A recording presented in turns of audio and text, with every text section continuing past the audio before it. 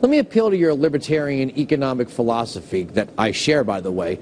If we were talking about a time in this country where there was massive demand for labor, no 7.6% unemployment, deficits that were under control, and a vibrant energy sector, the principled argument about amnesty would probably fall to the economic argument because we'd be talking about factories sitting idle. But we don't have these problems, and yet Democrats and some Republicans keep saying if we don't do this, we won't grow our economy. Yet I can't see how this does grow the economy.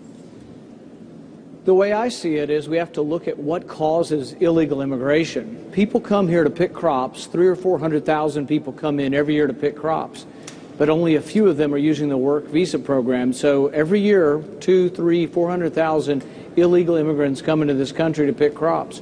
If you want to have less illegal immigration, you need to expand the work visa program.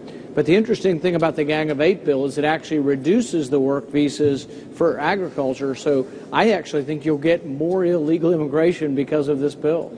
I know a big issue for you was the federal drug laws and the high rate of incarceration of young people for small amounts of marijuana.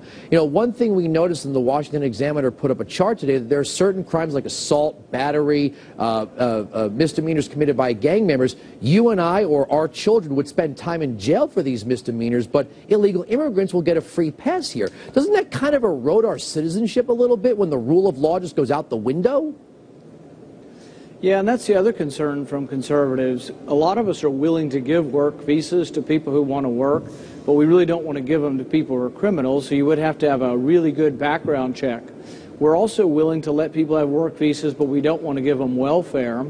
We also are willing to give people work visas, but we don't want them voting. And so I had amendments that they didn't let me vote on or haven't let me vote on so far that would have said to each state government that you can't give out any federal money without checking first to see whether someone's a citizen or not. And these have been defeated so far.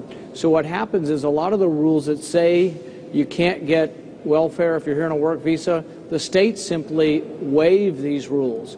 I'm concerned they would waive the rules on checking for voting, and so you just take someone at their word, they show you their driver's license, and all of a sudden they're voting. So this is a potential real problem for us. All right, well, some of this, now it's going to go to the House. I mean, the pressure is going to be all over John Boehner, but he's facing a rebellion within the caucus. There's a lot of Republicans in the House that know this is a really bad deal for the American citizen.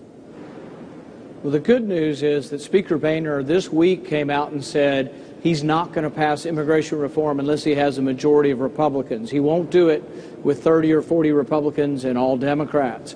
If he sticks to that, if he holds to his word on that and sticks to his guns, then maybe we could get some reasonable reforms, border security, fix the work visa program, maybe increase the visas for skilled workers. There's a lot of things we could agree to doing, but I don't want to get in the position where all of a sudden the Senate bill and the House bill go to conference committee and we wind up with something like the Senate bill, which I think is unacceptable to most conservatives.